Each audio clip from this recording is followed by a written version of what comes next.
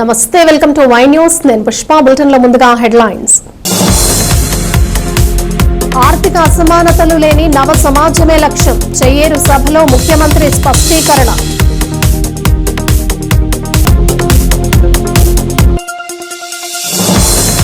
అంబేద్కర్ కోనసీమ జిల్లాలో చంద్రబాబు పర్యటన. ముమ్మిడివరంలో ఘన స్వాగతం.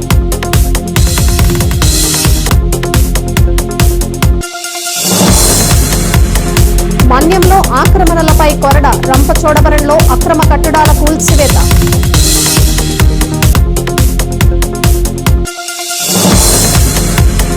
ఉద్యోగుల సమస్యల పరిష్కారమే లక్ష్యం. అనకాపల్లి సభలో గోపీరాజు స్పష్టీకరణ. ఇది ప్రజల ప్రభుత్వం. పేదల కోసం నిరంతరం శ్రమించి ఆర్థిక అసమానతలను తగ్గించి సమాజ స్థాపనే తమ ముందున్న కర్తవ్యమన్నారు ముఖ్యమంత్రి నారా చంద్రబాబు నాయుడు. ఇవాళ అంబేద్కర్ కోనసీమ జిల్లాలో పర్యటించిన సీఎం ముమ్మిడివరం ఎమ్మెల్యే దాట్ల బుచ్చిబాబు అధ్యక్షతన చెయ్యేరు గ్రామంలో జరిగిన ప్రజా వేదికకు హాజరయ్యారు. వేదికపైకి వచ్చే ముందు చంద్రబాబు సభా ప్రాంగణం వద్ద ఉన్న దివ్యాంగుల వద్దకు వెళ్లి పథకాల అమలు తీరును అడిగి తెలుసుకున్నారు. అనంతరం సీనియర్ మంత్రి అచ్చెన్నాయుడుతో కలిసి సీఎం ఎన్టీఆర్ భరోసా పెన్షన్లు పంపిణీ చేసి ప్రసంగించారు. ఇక్కడే పక్కనే నేను ఇప్పుడే మరియమ్మకు అదే మరిగా ఇంకొక ఆడబిడ్డకి నేనే పింఛన్లు అక్కడ తీసుకుపోయి ఇచ్చాను. అంటే పింఛన్కి ఇంటికి రమ్మనొచ్చు, కానీ రమ్మంటే ఒకరోజు కూలిపోతుంది కాబట్టి వాళ్ళ పింఛన్ నరేగా సైట్లో ఇస్తున్నామంటే అది ఈ ప్రభుత్వానికి ఉండే చిత్తశుద్ధి. మీరెక్కడుంటే అక్కడ ప్రభుత్వం వచ్చి పనిచేసే విధానానికి శ్రీకారం చుట్టాం. అందుకే ఈరోజు నేను చాలా సంతోషంగా ఉన్నా. పేదవాడికి సహాయం చేసినప్పుడు ఉండే సంతోషం ఏ పని చేసినా రాదు. ఈరోజు కూటమి ప్రభుత్వం వచ్చింది, సంవత్సరం అయింది, కానీ విని ఎరుగని విధంగా మీకు సహాయం చేశాం. మీరు ఈ విషయం గుర్తుపెట్టుకోవాల్సిన అవసరం ఉంది. నేను ఆ రోజు ఒక మాట చెప్పాను.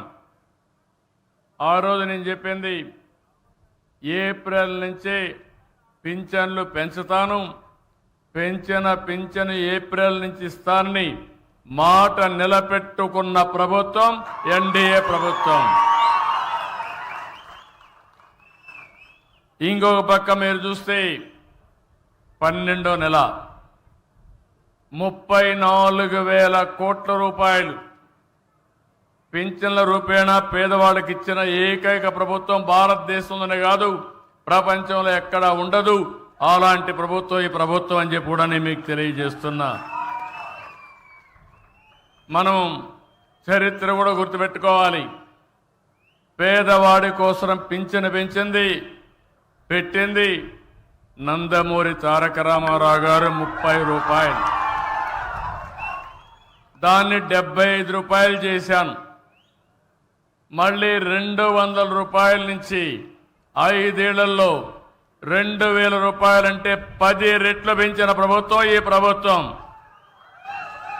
మళ్ళీ నేను అధికారంలోకి వస్తాను 3,000 నుంచి ఒకేసారి 4,000 రూపాయలు పెంచిన ప్రభుత్వం ఈ ప్రభుత్వం అని చెప్పి నేను మీకు గుర్తు చేస్తున్నా.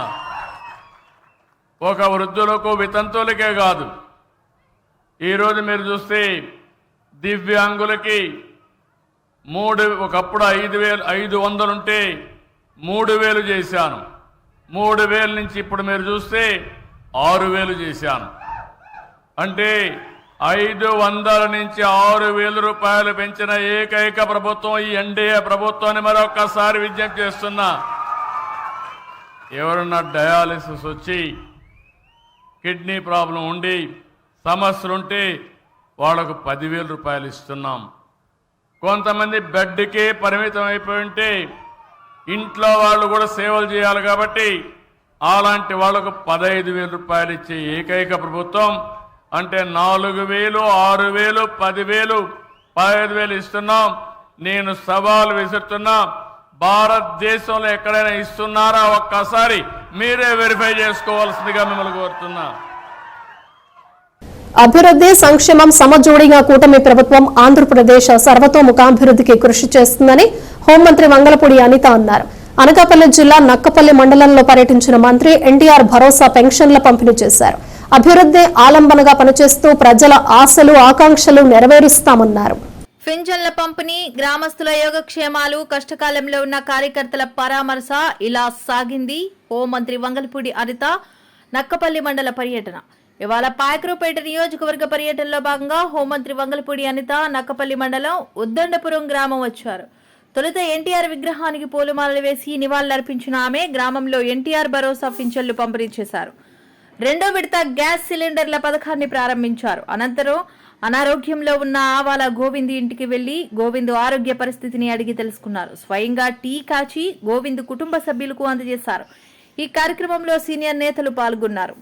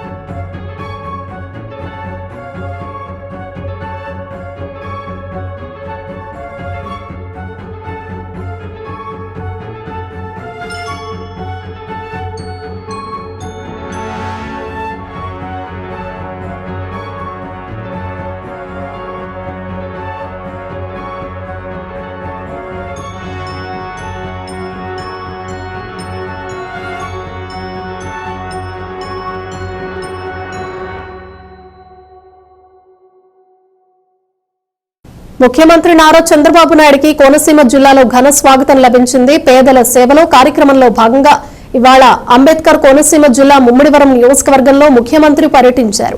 హెలీప్యాడ్ వద్ద ముఖ్యమంత్రి చంద్రబాబుకు కార్మిక మంత్రి Vasamsetti Subhash, MLA Datla Buchibabu, MP Harish, senior నేతలు చిక్కాల రామచంద్రరావు, బొచ్చి మహేశ్వరరావు, మెట్ట రమణబాబు, ఎమ్మెల్సీ పేరాబత్తుల రాజశేఖర్, ఎమ్మెల్యేలు, మాజీ ఎమ్మెల్యేలు, అధికారులు స్వాగతం పలికారు.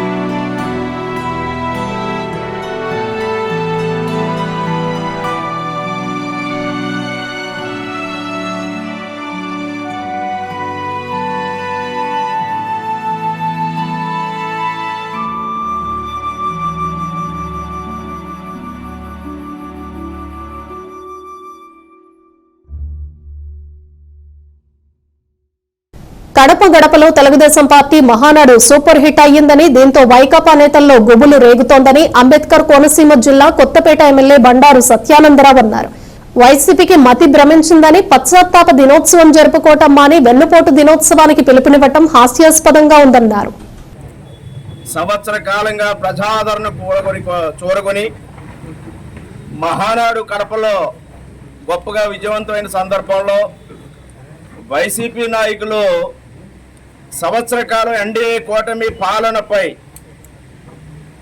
వెన్నుపోటు దినం రేపు సంవత్సరం ఏనాడైతే రిజల్ట్స్ వచ్చాయో జూన్ 4వ తేదీన వెన్నుపోటు దినం చేస్తామని ప్రకటించడం చాలా చాలా హాస్యాస్పదం. ఇది వారి వైఖరిని తెలియజేస్తూ ఉంది. నేను అంటా ఉన్నా, వాళ్ళ పాలనలో 19 నుంచి 2024, 2019 నుంచి 2024 దాకా 5 ఏళ్ల పాలనలో ప్రజలు ఎంతో నమ్మకంతో విశ్వాసంతో 151 సీట్లు ఇచ్చి పట్టం కడితే 2024 వచ్చేసరికి ప్రజల యొక్క ఆశలు వమ్ము చేసి ఒక విధ్వంసకరమైన పరిపాలనతోటి రాష్ట్రాన్ని సర్వనాశనం చేసినందుకు రాష్ట్రాన్ని సర్వనాశనం చేశారు. ప్రజల్ని వాళ్ళు వెన్నుపోటు పొడిచారు వైసీపీ నాయకులు. అదే రోజున మళ్ళా ఏ మొహం పెట్టుకుని మళ్ళా ప్రజా తీర్పుని అవమానపరిచే విధంగా దానిని వెన్నుపోటు దినోత్సవంగా ప్రజా తీర్పు ఇచ్చిన రోజున వారు చేస్తా అన్నారంటే నేను వారిని, మీరు చేయాల్సింది వెన్నుపోటు దినోత్సవం కాదు, ప్రాయశ్చిత్త దినోత్సవం చేసుకోవాలని తెలియజేస్తూ ఉన్నా.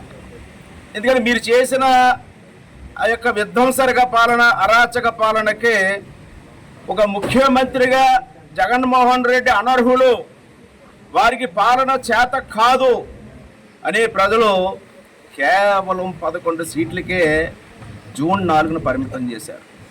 ఆ రోజున మీరు మీ పరిపాలన ఒక్కసారి మీరు గుర్తుకు తెచ్చుకుని మీరు ప్రాయశ్చిత్త దినోత్సవం చేసుకుంటే బాగుంటుందని నేను తెలియజేస్తాను. మద్యం కుంభకోణం చాలా శరవేగంతో ముందుకెళ్తూ ఉంది. ప్రత్యక్షంగానో పరోక్షంగానో సంబంధం ఉన్నటువంటి అనేక మంది ఆ కుంభకోణంలో కలుగులోంచి బయటకు వస్తూ ఉన్నారు. మరి జగన్మోహన్ రెడ్డి గారికి ఇలా కలవరం పట్టుకుంది.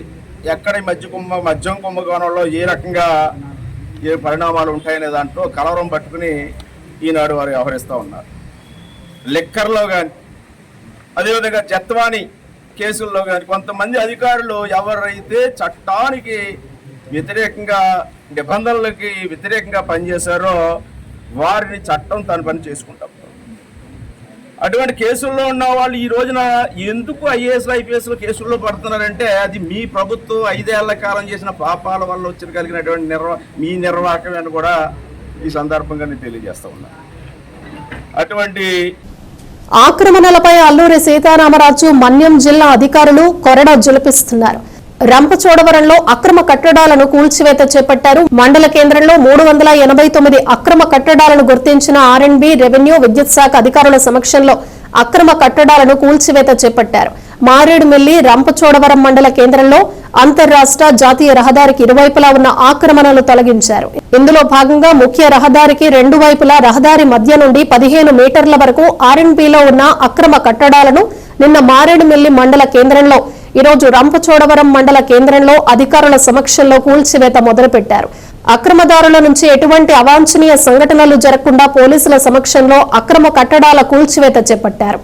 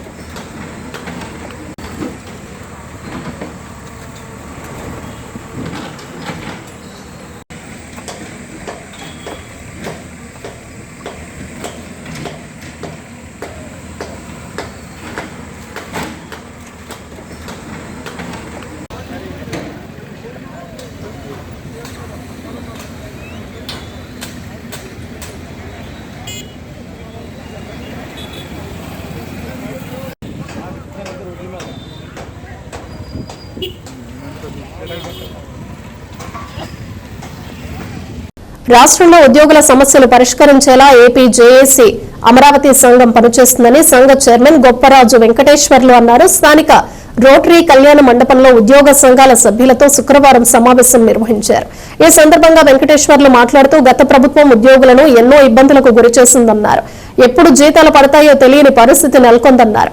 కూటమి ప్రభుత్వ హయాంలో 1వ తేదీన జీతాలు వస్తున్నాయన్నారు. పీఆర్సీ అమలు, ఉద్యోగుల ఆరోగ్య స్కీమ్, పదవీ విరమణ చేసిన ఉద్యోగుల బకాయిలు చెల్లింపు వంటి విషయాలపై ప్రభుత్వంతో చర్చిస్తున్నట్లు తెలిపారు.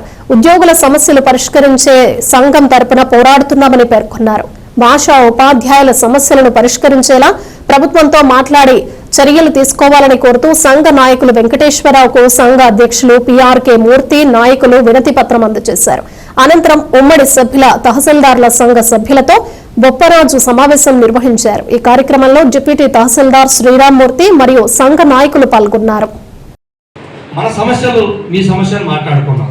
అసలు ప్రభుత్వం ఏం చేస్తుంది, మనకు ఎలా జరుగుతుంది, మనం ఏం చేయాలి అనే అంశానికి వచ్చినప్పుడు ప్రభుత్వం, కూటమి ప్రభుత్వం, అందరం కోరుకున్నటువంటి ప్రభుత్వం, ఉద్యోగులందరూ కూడా అత్యుత్సాహంగా ఈ ప్రభుత్వం రావడానికి కూడా అందరూ తోడ్పడిన మాట వాస్తవం. మరి అటువంటి ప్రభుత్వం మనకి ఉద్యోగులకి అనేక అంశాల్లో గత ప్రభుత్వ హయాంలో చాలా రివర్స్ పీఆర్సీ అని రకరకాలుగా ఇబ్బందులు పడి ఉద్యమాలు కూడా చేసినటువంటి చరిత్ర ఉంది. అయితే కొత్త ప్రభుత్వం వచ్చిన తర్వాత కొత్త ప్రభుత్వానికి వారికి అనేక ఛాలెంజెస్ ఉంటాయి. అనేక రకాలైనటువంటి ప్రజలకు సంబంధించినటువంటి సమస్యలు కానివ్వండి, లేకపోతే ఇతర సమస్యలు కానివ్వండి, అనేక ఉండుంటాయి. సో ఆ సమస్యల్ని వారికి కొంత సమయం ఇచ్చి మనం ఆ సమయం తర్వాత మన సమస్యలు కూడా పరిష్కరించుకోవాలని కోరటంలో ఎప్పుడు కూడా న్యాయం ఉంది. అయితే మేము ప్రభుత్వం దగ్గరికి మనం వెళ్లకుండానే ఈ రోజు కూడా ఉద్యోగ సంఘాలకు ఎవరు కూడా విగ్రహాలను ధ్వంసం చేయటం అనేది హేయమైన చర్య అని బహుజన్ సమాజ్ పార్టీ జగ్గంపేట నియోజకవర్గ ఇన్ఛార్జ్ జుత్తుక నాగేశ్వరరావు అన్నారు. జగ్గంపేటలో మీడియాతో ఆయన మాట్లాడారు. కుల మతాలకు అతీతంగా ఆరాధించే నాయకుల్లో వంగవీటి రంగా ఒకరన్నారు. అటువంటి నేత విగ్రహాన్ని కొత్తపల్లిలో ధ్వంసం చేయటంపై ఆయన మండిపడ్డారు. ఒక కులానికి చెందిన విగ్రహాన్ని మరొక కులం వారు ధ్వంసం చేయటం వల్ల కుల మత చిచ్చు రేగుతోందన్నారు. ఇలా ఏ విగ్రహాన్నైనా సరే ధ్వంసం చేయటం తప్పన్నారు. ఏ కులానికి చెందిన వారైనా విగ్రహాలపై ప్రతాపం చూపకుండా అందరం ఒకే జాతి వారిగా మెలగాలన్నారు.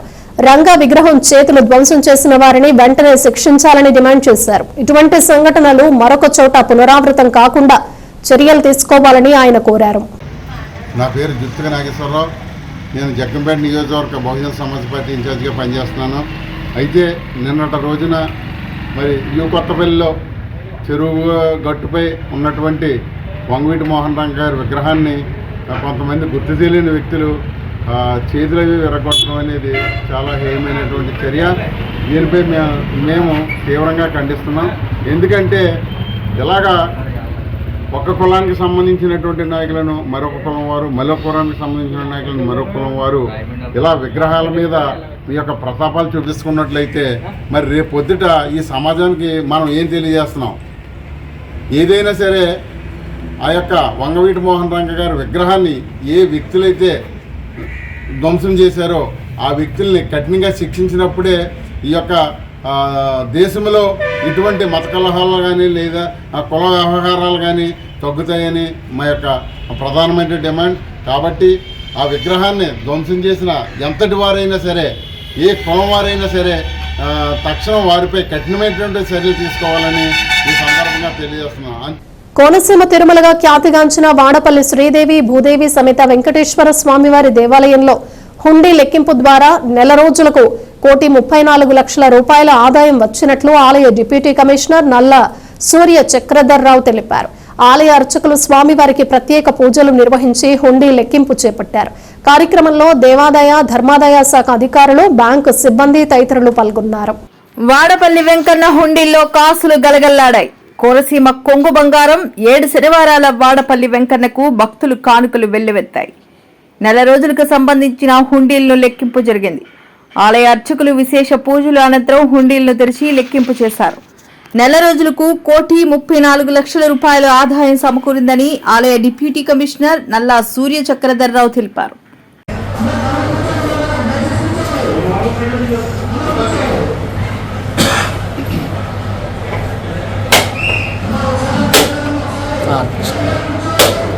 కృష్ణ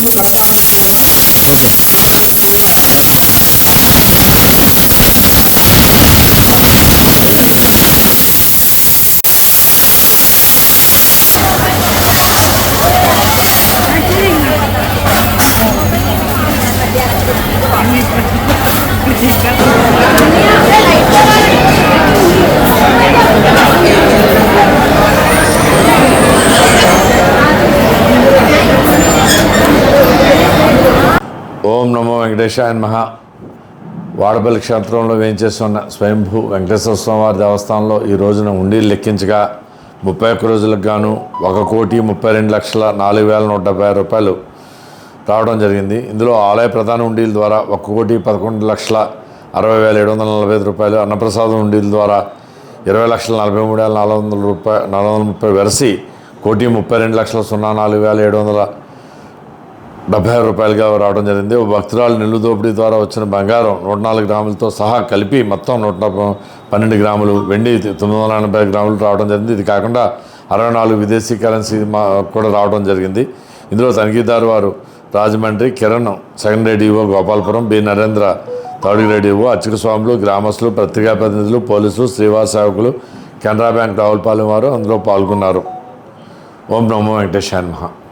బులెటిన్ ముగించే ముందు హెడ్లైన్స్ మరోసారి. ఆర్థిక అసమానతలు లేని నవ సమాజమే లక్ష్యం, చెయ్యేరు సభలో ముఖ్యమంత్రి స్పష్టీకరణ.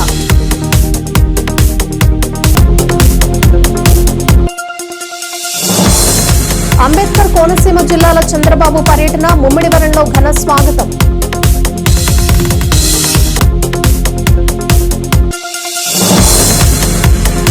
మన్యంలో ఆక్రమణలపై కొరడ, రంపచోడవరంలో అక్రమ కట్టడాల కూల్చివేత.